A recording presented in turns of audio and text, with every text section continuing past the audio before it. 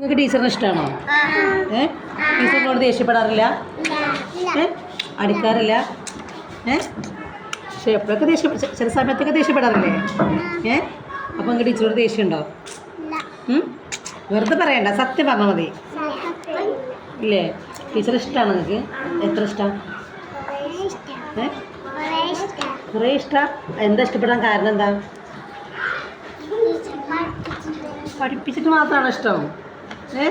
നൈനിക എന്താ ഇഷ്ടപ്പെടാൻ കാരണം?